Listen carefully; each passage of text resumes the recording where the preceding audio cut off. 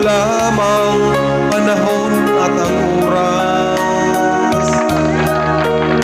Hindi sana lungkot at pagsisisi ang dinaranas,